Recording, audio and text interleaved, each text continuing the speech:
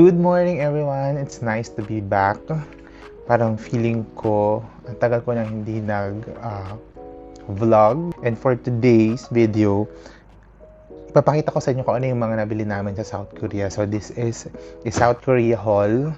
As in, literally, andito lang yung mga binili namin. Andito siya sa luggage. So isi-share ko sa inyo isa-isa. So, it's gonna be a long vlog. So, I'll start. Wala na tong, hindi na to by category. Kung ano na lang yung mahugot ko, yun na yung mapakita ko sa inyo.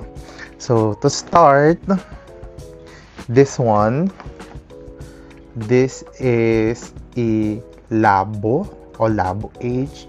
So, this is scalp skincare treatment. Ito siya. So, ayan. So, pang buhok, in short. Or pang scalp treatment. And then, I got this polo. Saan ko na nga ito nabili? Nakalimutan ko na kung saan ko siya nabili. Basta, isa sang store sa Korea. So, ito siya. So, minimalist lang naman. So, ito lang yung design niya. Ayan. So, sa akin to, another polo. Tapos, smiley lang yung design. Ayan siya. So, this is mine as well. Bumili ako kasi nakakatawa. So, na-prepare ko na lahat yung gamit ko. Sinapack ko na siya. Na-segregate ko na lahat damit, shoes. Pero naiwan ko ang foundation. So, wala akong choice kung hindi bumili ng gagamitin ko doon sa trip. Kaso, hindi siya full coverage. Kailangan mo pa siyang patungan ng patungan. Pero, okay naman siya. Medyo maputi lang yung shade niya. Hindi ko alam kung since mapuputi yung mga Koreans. One is this one. Nabili ko to sa Point of View. Ayun, Point of View. Ano lang naman siya? Parang note. Lalagyan ng mga, ayan, to-do list. So, cute siya. Kasi malilista mo siya as in isa-isa. Tapos, pwede mo siyang i-check dito kung natapos mo na yung task na yun. Yan siya. Cute silang. Si Jess, nagpunta kami ng Yonsei University at fantasy nga yung mga doon, merch. So, bumili siya ng blue Yonsei shirt. And then, meron pa yan. Bumili din siya nitong tote bag. Ito. Meron ding mga ganito. Stickers. Yan. So, yan ang kanyang Yonsei haul. And then, meron din siyang nabiling long sleeves na green. Ito siya. Ayan. Minimalist din. Wala din design or anything. Then, ito naman sa playground. Cardigan. Ayan. So, cute lang din. At ito yung design. And mga kung anik-anik na chicheria from H. Ayan. H Bath. Na ang meaning ay healthy but awesome flavors. So, yun siya. So, ito siya. And madami siya actually. Ito. Yung iba dito para sa amin. Yung iba naman pang pasalubong. Yun siya. Then, ito pa, mga almonds. Then, ito naman, mix nuts. As in, madami siya, guys. Wait lang. Ayan, ito pa. And then, ito pa. Ito naman ay mga seaweeds na iba-iba ang flavors.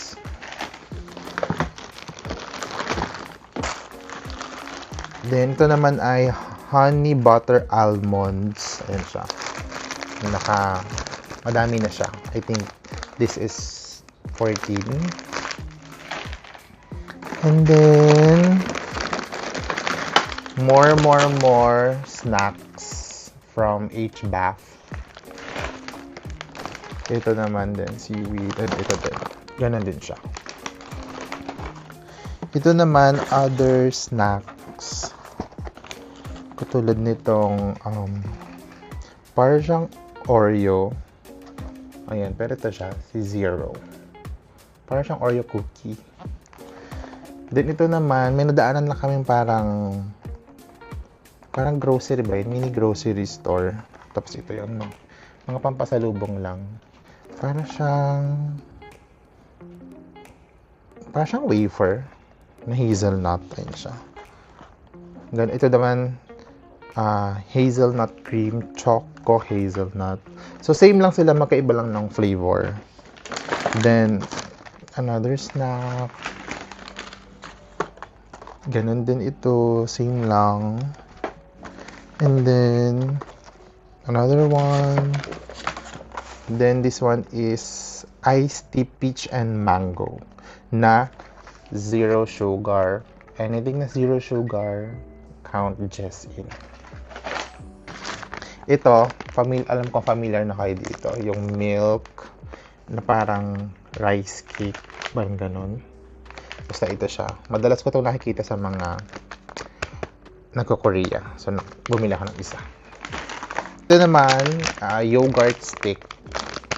So, ang natikman ko pa lang is yung jelly. Hindi ko pa ito natitikman. Ito pa lang yung natikman ko. Yogurt jelly. Masarap naman to. Korean traditional confectionery. Parang, ito, famous din to. Lagi ko rin ito nakikita sa mga pasalubong ng mga nagko-Korea. So, ito siya. And then, para sa mga nakanood na ng Squid Game, ito siya, ayan o. Ayan. So, bumili lang ako. Souvenir. Pasalubong lang din. Ito din, nabili namin ito sa grocery. Yung candy na zero sugar. Masarap din to. Fairness. Ito na. So, ito yung mga papakita ko sa inyo. Lahat to galing ng Olive Young. So, start na tayo dito. Siyempre, melatonin para sa mga hirap makatulog dahil sa travel. Ito siya. And then, ito naman, makeup remover. Nirecommend lang to ni Fars. Maganda daw. So, nung nasa counter na kami, hindi ko naman talaga siya planong bilhin, pero inabot na lang niya sa akin. So, binili na lang. This one is Dr. G Red Blemish Clear Soothing Cream. And si Beyond Wosok yung kanyang endorser. And nakita namin sa mga TikTok clips. Maganda din daw tong product na to. So, tingnan natin kung maganda ba talaga. Pero hindi to sa akin, kay Jess to. Makikigamit lang tayo. Itong mga cute pouches na to, free lang to sa may Olive Young Myeongdong. Yung main to, diba? Yung main. Sa main shop or building. So, mag-register lang kayo. Scan nyo lang. May steps naman doon. Nasa may gilid siya, medyo tago. So, ito siya. Nakakuha ako at saka si Jess. Ay, meron pala tong mga freebie sa loob. Meron siyang Pantecel Repair Cica Cream Mist na ganito. And then, merong card. And then, meron siyang mga parang sample products like this from Pro Bioderm. And then, this one naman is mask from Pro Bioderm. So, yun yung laman niya. Pare-pareho lang naman. This is from Round Lab. Yeah, Round Lab na sunscreen. So, tig-isa kami ni Jess kasi yung isa akin, may pagbibigyan ako, may papasalubong ko. Then, ito naman sa kanya to. Then, ito naman, mga lip balm from Bring Green. Lip balm siya na 4 na siya sa isang ganito, sa isang box. So, pampasalubong lang din. Ito siya. Request to ni Miss Joms from Nature Republic. Kasi hindi sila nagbebenta ng isahan lang. Kaya dalawa siya. Then, dapat bibili din kami ng yung sunscreen stick. Kasi yun nga, hindi sila nagbebenta ng isa lang. Parang 8 siya. Tapos parang 130,000 won. So, hindi na namin binili. Ito na lang. Yan. We bought this Rejuran Cosmetics. This is for Tita Vicky. Then, naghahanap ako ng cleansing oil.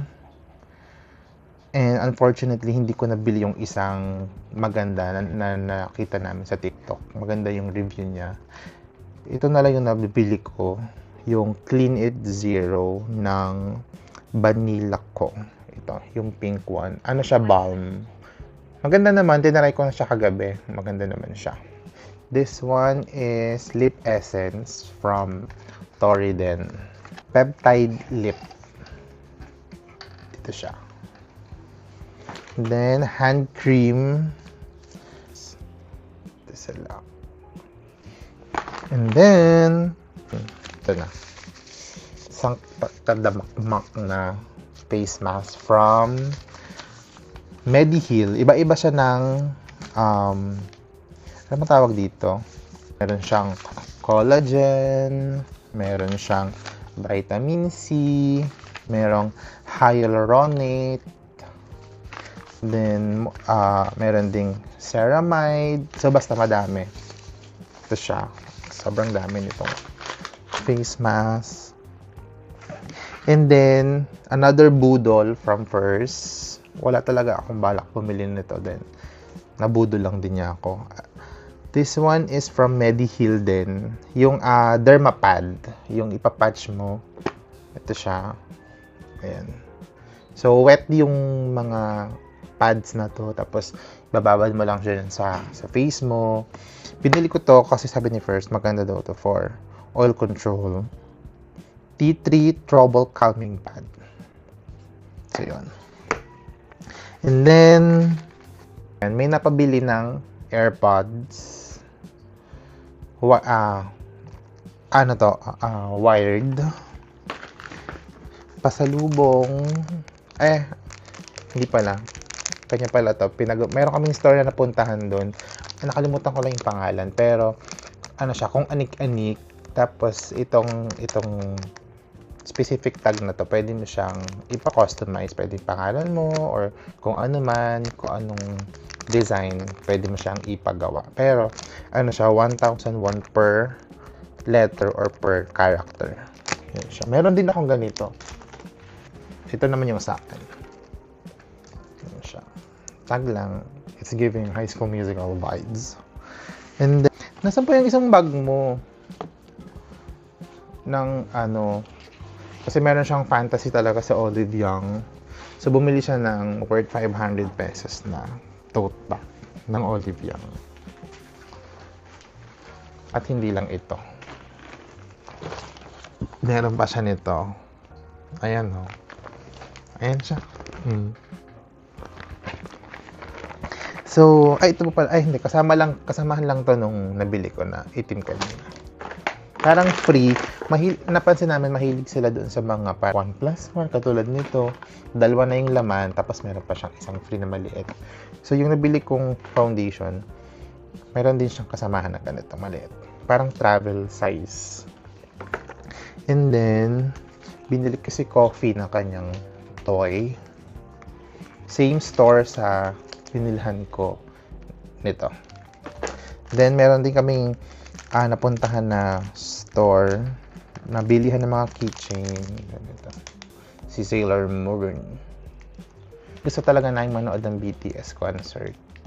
Kasi hindi talaga pinalad yung mga tao. Yung pinsan ko at saka yung si Miss Joms.